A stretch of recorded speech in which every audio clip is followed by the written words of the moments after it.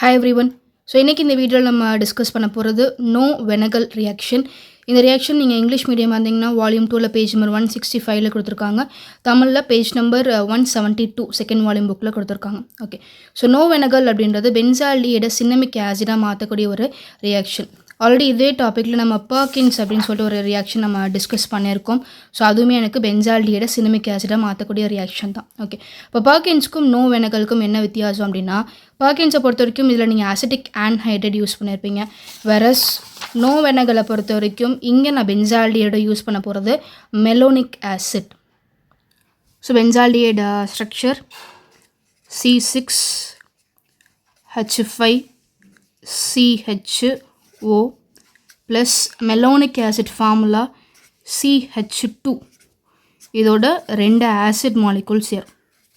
இதுக்கு பேர் தான் எனக்கு மெலோனிக் ஆசிட்.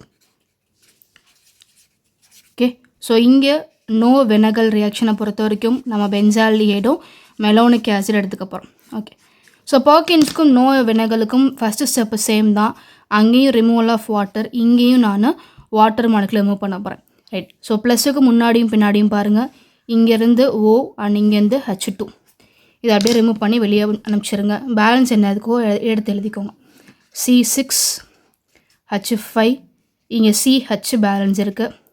டபுள் பாண்ட் நான் டிஸ்டர்ப் பண்ணவே இல்லை, ஸோ டபுள் பாண்ட் அப்படியே தான் இருக்கும். அடுத்ததாக C, இந்த பக்கம் ஒரு COOH, இந்த பக்கம் ஒரு COOH. Okay, so first step முடிஞ்சு. செகண்ட் ஸ்டெப்பில் நம்ம என்ன பண்ண போகிறோம்? ஓகே, ஸோ பர்கின்ஸ்லேயே நம்ம சின்னமிக் ஆசிடோட ஃபார்முலா படிச்சுருந்துருப்போம். என்ன ஃபார்முலா அப்படின்னா C6H5CH double bond CHCOOH. Right, அப்போ எனக்கு தேவை இந்த COட ஒரு H தான் தேவை. இங்கே நடுவில் இருக்க CO2 எனக்கு தேவையில்லை. அப்போ செகண்ட் ஸ்டெப்பில் நான் வெளியே எடுக்க போகிறது -CO2, கார்பன் டை ஆக்சைடை வெளியே அனுப்ப போகிறோம். ஓகே, இந்த ப்ராசஸை நம்ம ஹீட் பண்ணணும். ஃபர்ஸ்ட் ப்ராசஸ் பைரடினோட ப்ரெசன்ஸோடு நடக்கும். அண்ட் செகண்ட் ப்ராசஸை நம்ம இங்கே ஹீட் பண்ணிக்க போகிறோம். ஓகே, அப்போ CO2 வெளியே போயிடுச்சுன்னா பேலன்ஸ் எனக்கு C6H5CH டபுள் பாண்ட் C, இங்கே பேலன்ஸ் ஒரு H இருக்கும், அதை எடுத்து எழுதிக்கோங்க. CH மிச்சம் இருக்குது எனக்கு COOH. ஸோ இதுக்கு பேர் எனக்கு சின்னமிக் ஆசிட்.